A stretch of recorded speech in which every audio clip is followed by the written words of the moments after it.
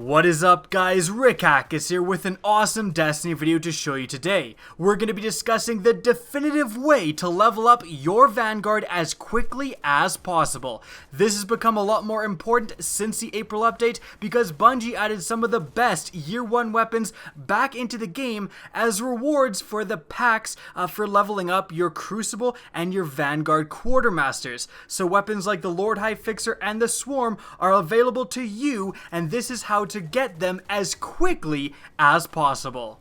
In this video, we're going to be analyzing the different activities throughout Destiny that get you Vanguard reputation and analyzing which one of those activities is actually best worth your time. And I think the answer might surprise you. To figure out which one of these activities is best, we're going to use math, science, and puppies. Wait, what? What? Oh, sorry, no puppies. Sorry about that. But we are still going to use plenty of math and science. Now firstly, let's start out by talking about what things you can do to increase your Vanguard reputation no matter what activity you're doing. Now firstly, simply remember to go and grab all of your different Vanguard bounties. Every time you complete a Vanguard bounty, you're going to get a certain amount of Vanguard rep. The second thing you can do is wear a class armor item with a Vanguard reputation booster. That's also very important. And the third thing you can do is activate a faction booster specifically for your Vanguard. These consumable items are attainable by opening Sterling treasure packs, and I also think I got one from simply leveling up my Vanguard. So getting and completing those Vanguard bounties, wearing a class armor that has Vanguard rep booster, and using a Vanguard rep booster consumable item are three things that you should always do no matter what activity you're actually in. Now speaking of activities, the question then becomes which activity do you do to maximize your Vanguard reputation gain? And I think most people would say, well, go and do a strike playlist. But the question then becomes, which strike playlist do you do? Do you do the level 36 Vanguard strike playlist or the level 41 heroic strike playlist? Well, let's answer that question. Now let's start out with the normal level 36 strike playlist. If you're doing this playlist, remember that initially, the first time you beat a strike, you're going to get around 90 Vanguard reputation. That's actually going to increase every time you are in this playlist and do not go to orbit. That's going to increase to a maximum of 121 Vanguard reputation. Remember, this number is with me using a class item with a rep booster and actually utilizing a consumable rep booster as well. So the most you can possibly attain from the strike playlist after you've stayed in it for 3 times in a row, and it doesn't increase for the 4th, 5th, and 6th. After the 3rd time, it's going to stay 121 rep per each time you beat a strike in this playlist. Now those factors also apply to the heroic strike playlist, and the maximum attainable rep from the heroic strike playlist is 286 rep per completion, and remember that's the 3rd time you're already in that playlist and with all of the different rep boosters as well. So we have on normal strikes 121 rep per completion, and on heroic strikes 286 rep per completion, and again both of those is 3 times in a row. That's what you're going to be getting, and with all of the potential boosters you can have. So clearly the heroic strike playlist gives you more, right? Well, it isn't that simple. You see, the heroic strikes often take a lot longer and are definitely more difficult to do than the normal strikes. To give you a great example, it took me 14 minutes and 42 seconds to complete the Echo Chamber strike in the heroic strike playlist.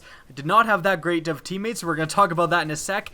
And only 5 minutes and 50 seconds to complete the same Echo Chamber strike in the normal level 36 Vanguard playlist. So clearly in terms of time, it's more efficient in the level 36 strike playlist. Now I mentioned teammates earlier, and that is a big factor. If you are doing the heroic strike playlist, having terrible teammates is going to matter, and your time in these strikes is going to increase. And the worst part is that you can't go to orbit or you're going to lose your rep bonus for staying in that playlist. So if you get an absolutely terrible teammate, you basically have to stay with him because you can't kick him out of your team. And because heroic strikes are a little harder, you often do get a lot of quitters in the heroic strike playlist. If you load up Echo Chamber, a lot of the time people will just leave because they don't want to do it. So it begs the question, is it worth spending longer in the Heroic Strike playlist to get more rep, or is it more efficient to run through a bunch of the normal Strike playlist in order to get, again, a little bit less rep? Well, this is where we need mathematics.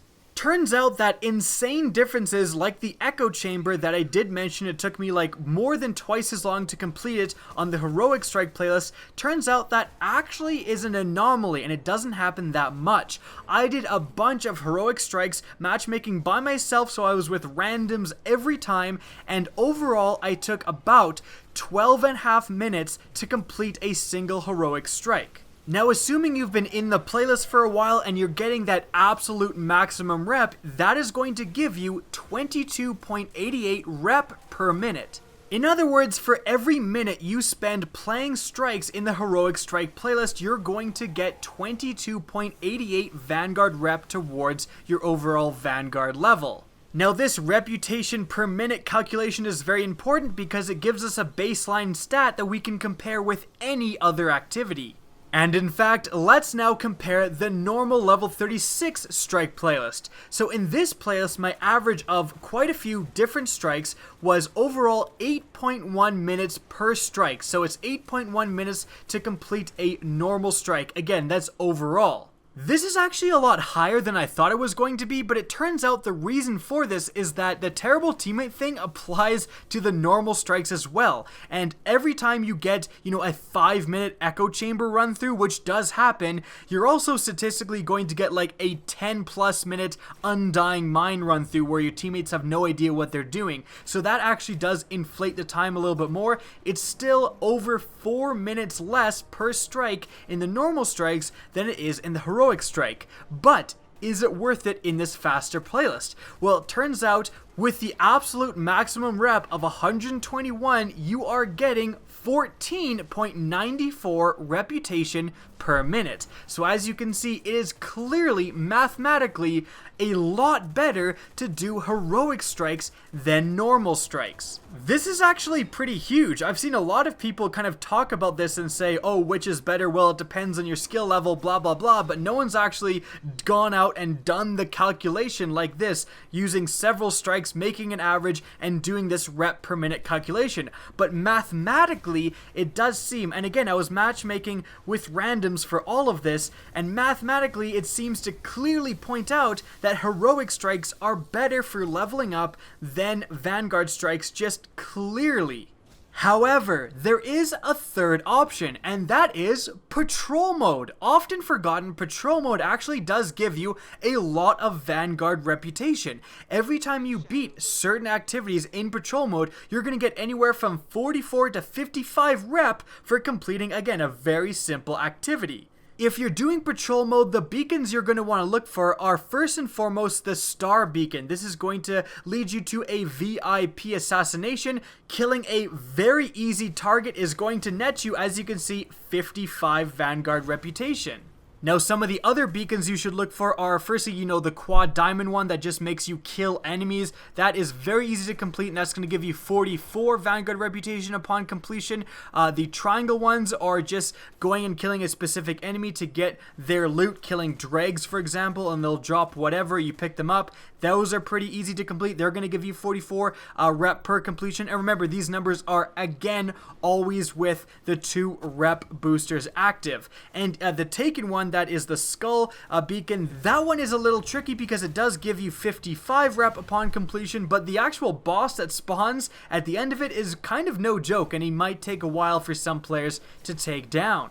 But the question simply remains, is Patrol Mode worth it? And more importantly, is it more effective at getting Vanguard rep than the Heroic Strike playlist, which right now is the most effective method?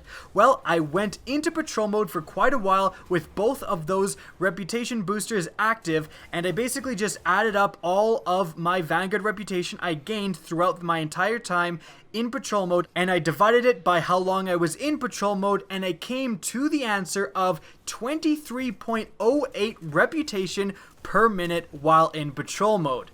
Now, as you can see, Patrol Mode just barely, with 23.08 reputation per minute, beats out the 22.88 reputation per minute on the Heroic Strike playlist. So does that mean that patrol mode is the best way to get Vanguard reputation in the entire game? Not necessarily. You see, this actually is so small, and I was surprised by actually how close it was, but it is so small this definitely does fall into a margin for error. There is certainly, at least 3 reputation per minute margin for error, probably even a little bit more in my calculations because there's so much different factors that go into it. Other players, if you go into it with a team and you have teammates, that's really going to influence how fast you do complete it, but I think generally these numbers ring true, and generally they are going to be, this is more effective than that for most players. But again, I do think that patrol mode, even though it is statistically and mathematically, using my calculations, the best method, I think that I would recommend heroic strikes as the best method to level up your Vanguard, and the simple reason being is because while you're doing heroic strikes, you are a lot more likely to complete bounties, you're a lot more likely to get the strike exclusive gear. That's also a very desirable thing players are going to want to go for. It's just more worth it. You get better rewards for doing heroic strikes than certainly just dicking around in patrol mode. But the funny part is, if you don't really care about strike exclusive loot, and if you want an easier experience, it's not really worth doing normal strikes. If you want an easy experience and all you care about is Vanguard reputation, it's not worth it to do normal strikes, and actually it's more worth it to go into patrol mode. So I think that's a very interesting finding. But again, in conclusion, I do think that the best way to get Vanguard reputation as quickly as possible is to do the heroic strike playlist. And I'm actually really glad I made this video because I didn't know this. I was actually matchmaking in normal strikes way more often. In my mind, I was just thinking, well, I can complete so many more normal strikes compared to heroic strikes. But doing this test and doing these mathematical calculations has kind of even showed me that no, heroic strikes are the way to go. Vanguard strikes are definitely not. So I hope you guys enjoyed this video and found it also helpful. Now if you did, please remember to help me out by simply rating or sharing this video. I would greatly appreciate that. Now if you want to get in touch with me and keep up to date with the latest channel activity, the best way is to follow me on Twitter at RickCacus, and that's going to be linked in the description down below, as is my Twitch channel, which you can also follow. Again, I hope you enjoyed the video, and as always, have a good day. Now, I've heard more and more players complain that the new leveling system installed into Destiny with the April update is just too easy. I mean, most players are sitting around at the new max light level of 335 bored out of their skulls, right? Wrong. I think that the leveling system as it is right now in Destiny is the best it's ever been, and I'm campaigning for it to stay for Destiny expansions in the future and for Destiny 2.